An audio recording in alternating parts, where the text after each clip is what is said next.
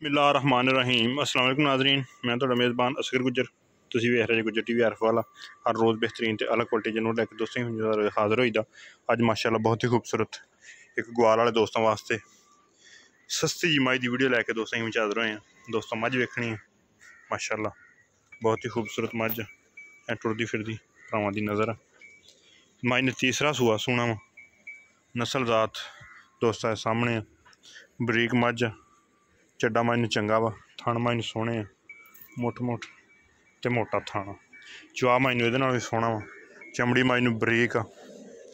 सिर्फ ये दोस्तों वास्ते पैकेज है जोड़े दोस्त कहते कि सानू ग्वाल वाली मझां सस्तियां चाहिए, ये उन्होंने दोस्तों लम्मी मझ बहुती है, बरीक मझ है, इंशाअल्लाह दुध देगी। अखा मझ दोवें सफेद चिट्टियां वा, थण मझ बड़ा प्यारा मुठ मुठ ते सोहना, चड्डा मझ हल्ती बनाना वा, अगे पिछे बड़ा चड्डा वा। सूण दे विच मझ 5-7 दिन 8 दिन जोड़े दिन भी कढ़ेगी वो कढ़ेगी। रेट का बिल्कुल मकूल ते मुनासिब जिहा वा, ते साढ़े रेट हमेशा ही ज़्यादा होंगे। कई दोस्त कहते सानू को मंडी वाली मई विखाओ। चड्डा मझ ने बहुत वड्डा करना वा, हल्ती मझ सूंदी नहीं, तो दुध मझ इंशाअल्लाह थोड़ा थोड़ा 12-14 किलो 15 किलो आराम ना करी जाए। 6-7 किलो मझ वास्ते कोई चीज़ भी नहीं। दुध टुरदी फिरदी भरावां दी नज़र। थण मझ कागजी थान सोना, धारा मझ बड़ियां मोटियां पैनियां, सिर मझ सदा ग्वाल वाली मझ है, शौक वाली नहीं कि सिर्फ ग्वाल वाले दोस्तों वास्ते आ। ते थण बड़े साढ़े विरल नाल, बड़े वक्फे नाल थान, ते जिहड़ा वक्फे वाला थान होवे वो चड्डा हमेशा ही मझां खोल जानियां होंदियां, ते फिर मझ पास करके लेई आ। धारा मझ बड़ियां मोटियां पैनियां, दोस्त चेक कर लेंदे। लम्मी मझ बड़ी, यदा बिल्कुल मकूल ते मुनासिब जी डिमांड आ 2,55,000 रुपया।